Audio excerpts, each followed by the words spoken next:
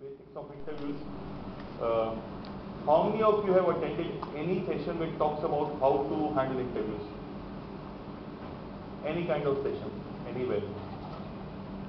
No one? You don't have any idea how interviews are supposed to be handled? Okay. But I'm sure all of you, yeah? You have? No. Okay, but some of you would definitely have gone through interviews? Yes. Everyone? Or anyone who hasn't? Okay, everyone has gone through an interview. So when you look at interviews, what is your expectation from an interview? Or when you're going for an interview, how do you feel? Excited? No? Happy? Nervous? Oh. Why? Why are you nervous? Okay, anything else apart from nervousness? Then excited and happy came with a big no. Why? Why are you not happy or excited? Why are you afraid of the interviews? You are nervous? Any idea? It's your feeling, so you should know. कि नहीं? मालूम होना चाहिए ना क्यों हो रहा है तुम्हारे साथ ऐसा? क्यों होता है? Fear of getting rejected. Okay? I'm sorry? Interviews are unpredictable. How many of you, what's the name? Sohani. Okay, how many of you agree with Sohani that interviews are unpredictable? पूरा हाथ उठाओ यार. If you agree with her or you don't agree with her, either way I'm okay. Okay, I just want to have understanding. Okay, what else? So while she and some of you think that interviews are unpredictable, what are your other fears or what are the other things that make you nervous with this process called interviews? There's a lot at stake. There's a lot at stake, which is why the fear of getting rejected is there. Okay, what else? Willing. Can you explain that further?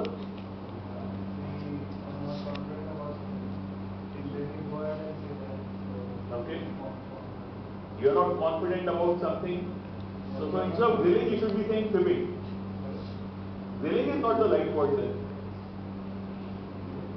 You are trying to fib, you are trying to bluff your way through and you are unable to do it. Okay, what else then? What are the other issues with respect to an interview? Your feelings are not, let me say, you are not the only one who feel this way. Most of the students, when they are asked about interviews, typically only negative words are associated with this process called interview. Is this your first interview? Which are the other interviews you have gone through? Job interviews. Okay. Any one of you who went through a MBA Institute interview last year? Okay. Few of you did. And how was the experience? I'm sorry? Not that good. The outcome wasn't. Okay, I know outcome wasn't, which is why you are here. Otherwise, you would have been on this side telling people how to take care of these issues. Okay. Okay. So the problem still remains that most of us tend to look at interviews in a negative light. And there are two reasons why this happens.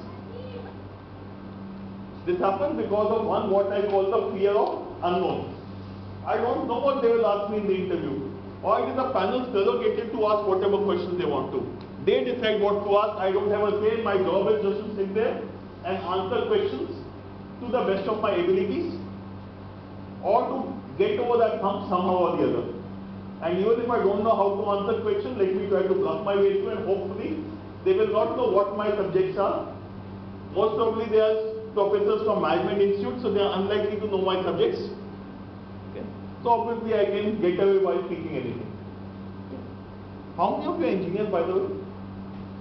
Okay, so as a stupid question, what's your, the non-engineers, can you raise your hands? Okay.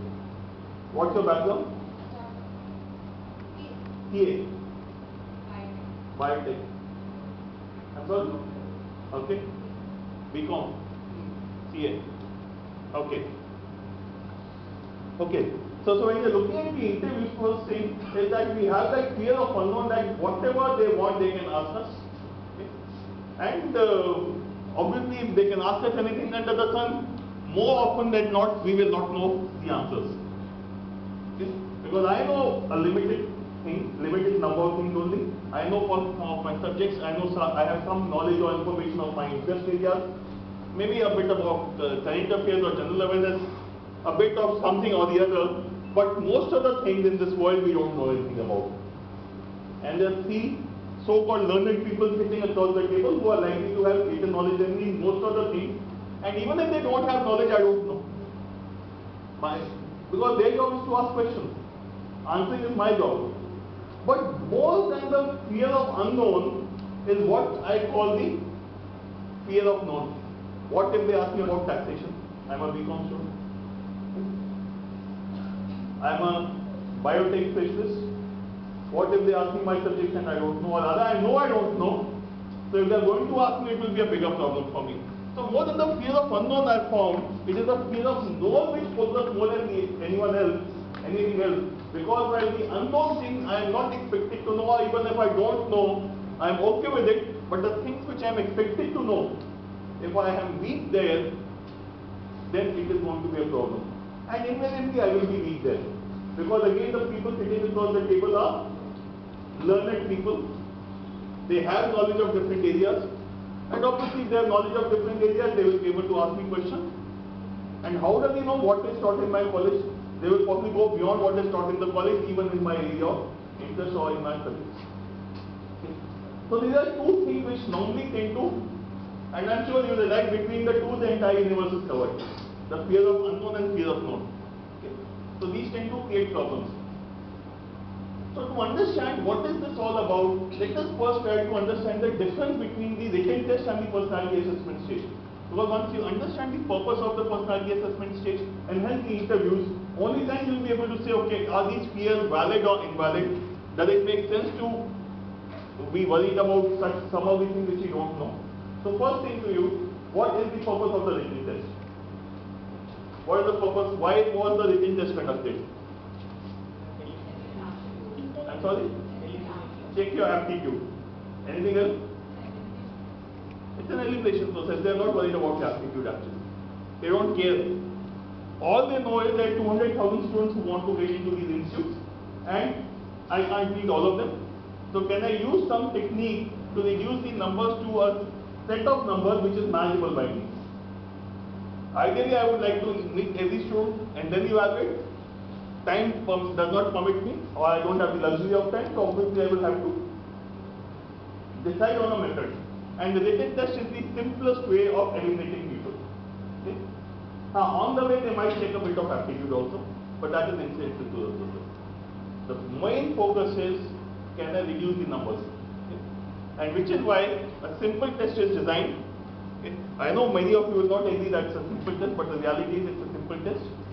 It's designed to eliminate large number of people. The logic being, if you don't know even this much, you shouldn't be there in the institute.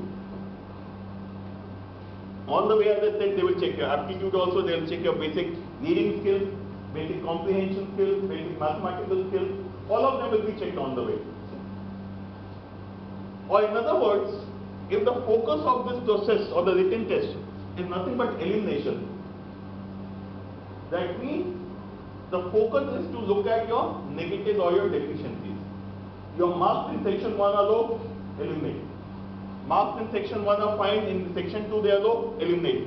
Marks in both the sections, all the sections are up to the mark, but overall score is less, eliminate. So the focus is essentially to identify the negatives and on that basis keep eliminating people. It is something like a walk-in interview. When you go for a walk-in interview, the panel has a template in mind. I want people with this kind of a profile, this kind of an education, this kind of work experience, these kind of personality traits. If even one of them is missing, eliminate the person.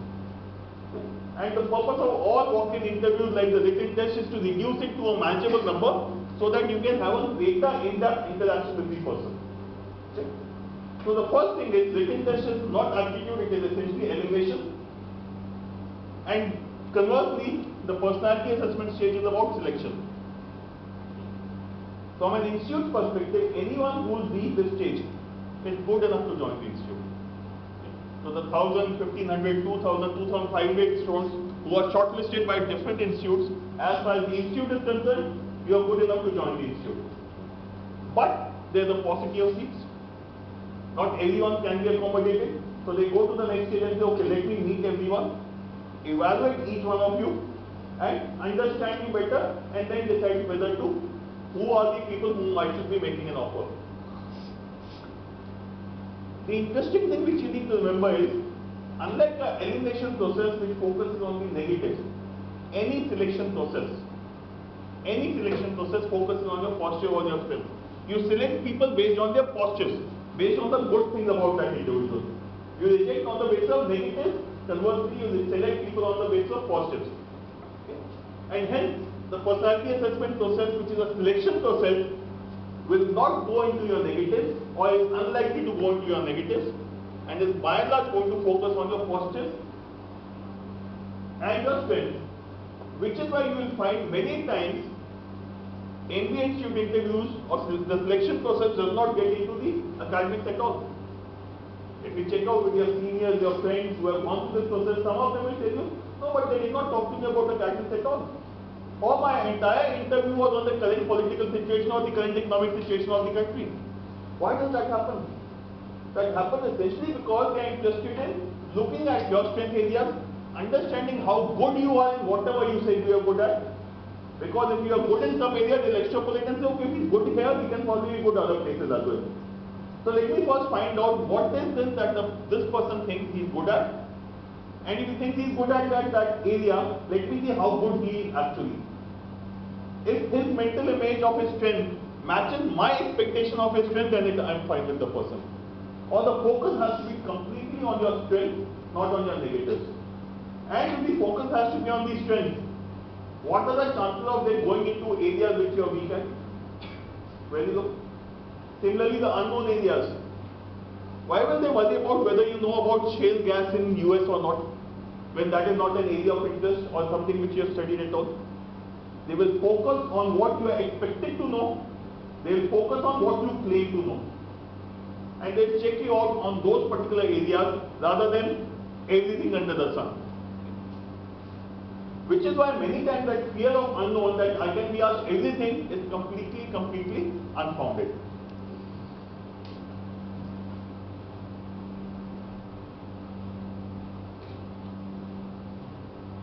Okay. So it brings us to the next question.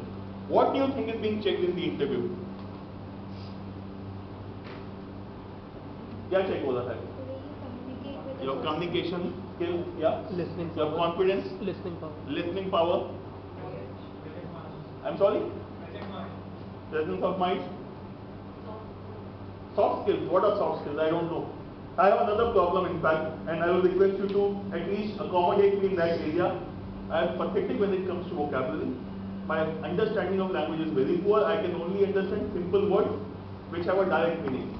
So when you say soft skills or good personality or attitude or aptitude, I don't understand these words at all. Because your understanding of soft skills might be different from his and would be different from mine. Similarly, say good personality, I would never understand that word. You have to say what components of personality are you talking about. So can you just elaborate on the soft skills part? What do you mean by soft skills? Okay, body language, way of speaking, confidence, okay.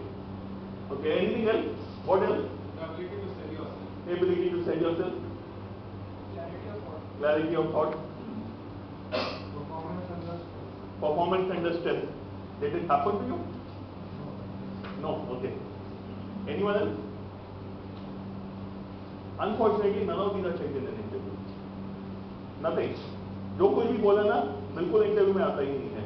Yeah, you came a bit close in one of the aspects, but they are not worried about your confidence, your communication ability, your what were they saying? Confidence, soft skills, if I can use that word, and other related items which we talked about. So what is being checked then? Are you employable after 2 years? How will they check that? Because are you employable after 2 years again is like soft skills. I don't know what to check. So you'll have to break it down further into smaller bits and pieces. Okay, if this is then the person and the person is employable after 2 years. But why should they be worried about your employability after 2 years? You should be worried about. Why should they be worried about it? They should be, no? Why? No, it's your career at stake. Okay. Okay. Strictly speaking, there are only two things which are being checked in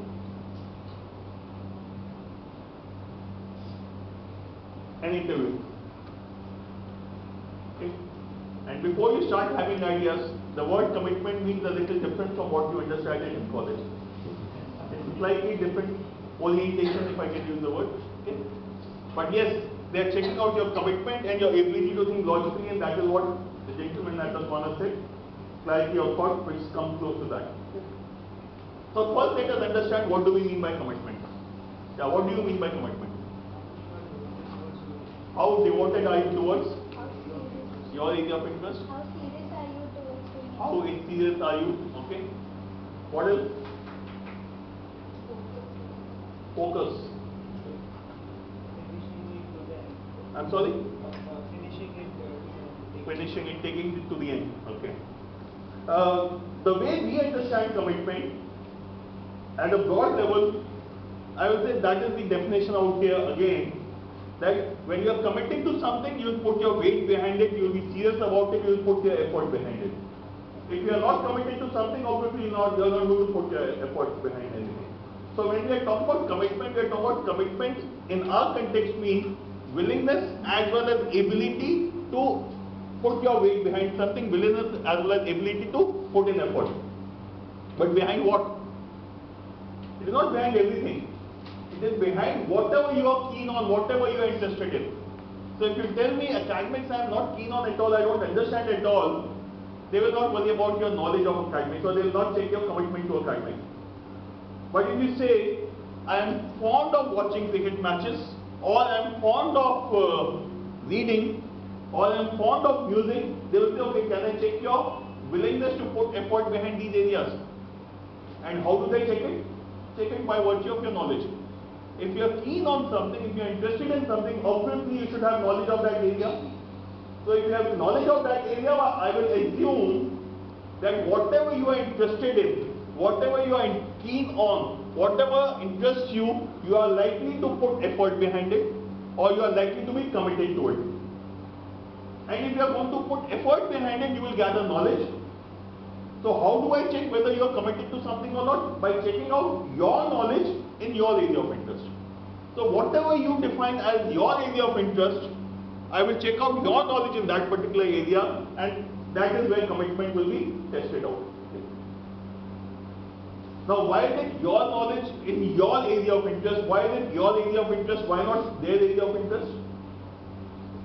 Again, it's a selection process. They have to evaluate you on your strength. Okay? Because the logic again goes that if you are interested in something and you are willing to put an effort behind it, that means, and that is visible through the knowledge you have of that area, that means when you do something out of choice, you are likely to do it well. Assumption again is you are getting into towards the career in management out of choice, so you will hopefully do well there also. The converse is damaging. Your area of interest, your knowledge is not up to the mark. My analysis or my outcome would be then, even when this person does something out of choice, he or she does not put in sufficient effort. Hence, he or she is unlikely to do well in any area because the willingness or ability to put in effort is missing in this individual. Okay? So while the positive part is there, remember the negative part also, which is why it is very important for you to understand that your area of interest has to come out clearly to the panel. They should not be wondering, or if they are going to the wrong area of interest, obviously you will have a problem in the interview. So that is the first thing. I'm sure every day to think logically should not be an issue. Yeah?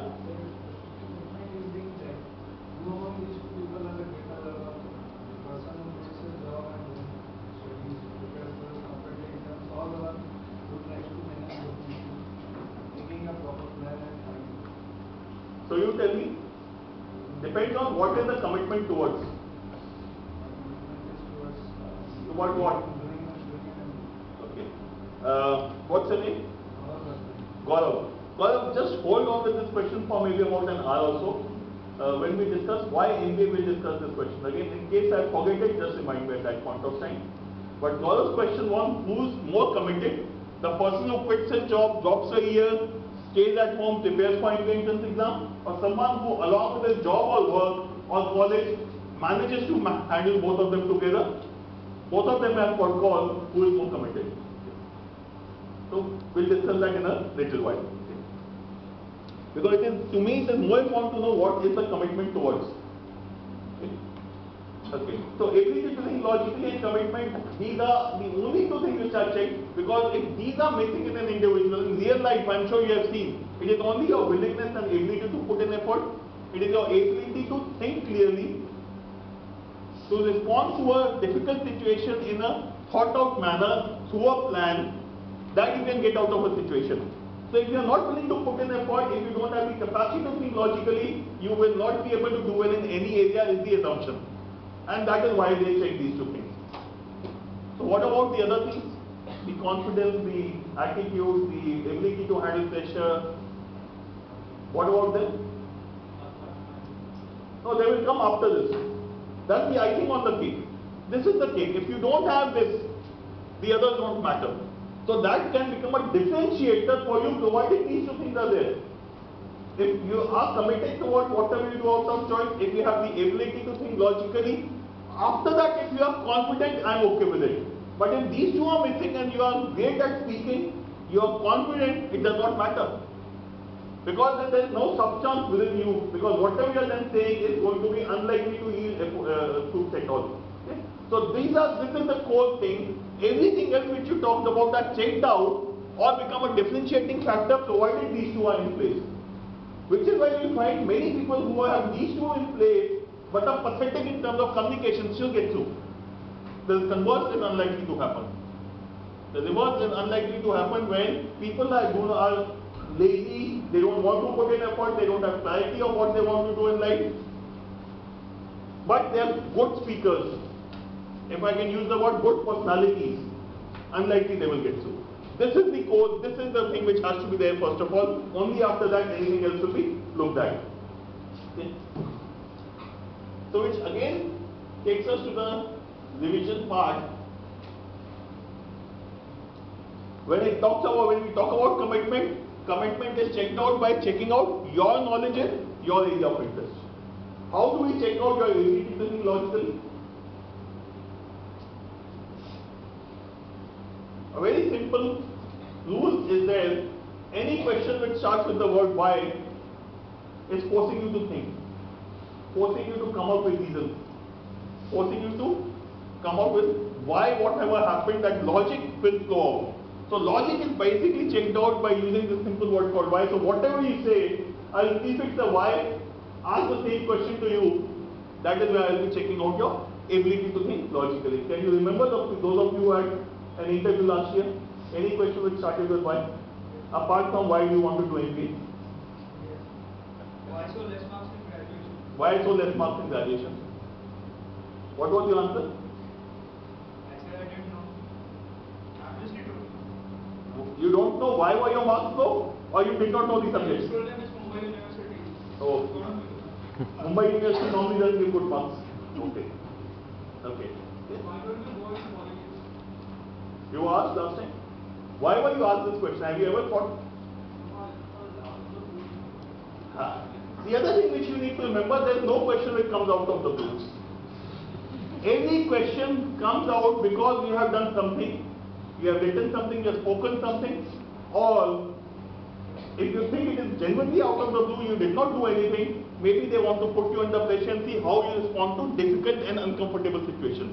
But that also must have been because of something you did. उसके पहले group discussion हुआ ना? Was there a form which you had filled up? Okay, but STMHRD no form. Okay, so then it was out of the blue, which is fine. Okay, the key thing is not the question. The purpose was not the question. The purpose was how do you handle the question? How do you handle that stupid, difficult situation? Okay. Somewhere along the line, they would have decided we want to check you out on this area. There are some panels who, by nature, want to put you under pressure. I don't know if that was one such panel जो सबके साथ ऐसी हरकत कर रहा था, or it was only because they thought yes, मजे लेने चाहिए. I don't know which of the two was the case, but has to be something. So usually I will say, go back to saying, hardly anything will be out of the blue. Everything is dependent upon you. Okay. If I have to give an example from my interview itself, I am Lucknow interview, I had such a stupid interview. Only one question and a huge argument for something like 12 to 15 minutes between me and the two panel members. I don't know whether argument is the right word, but yeah, it was probably close to an argument. What had happened in the group discussion was there was a group of, I think there were 10 of us. We were given about 12 minutes to think and discuss and summarize. So they take a couple of minutes to think, then you can start the discussion, finish it by the end of 10th minute of the discussion, and summarize and end of the story. And those of you who have been part of group discussion know how group discussions go. So it was a normal group discussion, chaos all over the place, people shouting, trying to get their word in. This went on maybe for 12-13 minutes, then someone realized, oh, we were told to summarize. So some right chap decided, okay, we have to summarize. So he said, okay, friends, we were given 10 minutes to discuss. We have already exceeded that by a couple of minutes. So let me summarize the discussion and then we can close. So he summarized the discussion. He summarized what he felt was the discussion. Okay? Or rather, he summarized what he felt he should have been saying in the discussion. Obviously, the other people took offense to it. Yeah, mera point to bola nahi isme. Okay? And they said, no, we also discussed these two things. Someone said we discussed this also, and then the discussion started all over. Went on till about 17 or 18 minutes, and someone again said, no, we should summarize. So again the summary happened, and a similar summary happened, and a similar restart of the discussion happened, and the chaos started all over again. So somewhere around the 22nd or the 23rd minute, when people had fought for long and they were tired, there was a lull for maybe about a few seconds. I just entered in that lull and said, friends, we were given 10 minutes to discuss, 2 minutes to think, 10 minutes to discuss, and we have already discussed for more than 20 minutes, summarized twice. So I suggest that we don't take this discussion forward because none of us have anything new to say. So let us just close the discussion here and finish it off. Saying that, I just stood up and walked out of the room. Baki sab mere piche piche aa gaye. Now you can be very, very sure what happened in the interview. The two panel members took off after me. The moment I entered the room, who were you to tell them to leave? It was our job. We wanted the discussion to continue. Why did you stop it? So 15 minutes, not 15, I think 12 or 13, it looked like 30 minutes actually, but it was 12 or 13 minutes of their shouting at me and me trying to defend myself. No, I did the right thing. We were given 10 minutes, there was a task given to us, but that was the complete story. So effectively one question, shouting, two people shouting at me continuously, me trying to answer them one by one with difficulty, sometimes able to, sometimes not able to, but that's what happened in my Lucknow. So most of the time, what you do in the discussion, what happens when such a thing happens to you in the interview or the interview, there's a provocation either in the group discussion or the written assessment or the form or something you would have done in the interview itself, where they will take offense to and take out from here. In my case, they were trying to see that I had done something which was unusual. So can we put this person under pressure and see how he responds to this situation? Okay? And if it makes you comfortable, they still selected me after all that hammering which I got in those 15 minutes or so. So the mistake that most of us committed, we assume that if we are being put under pressure, we will get rejected. When we have something difficult situation, we will get rejected. That is not the case. The question again to me is not important.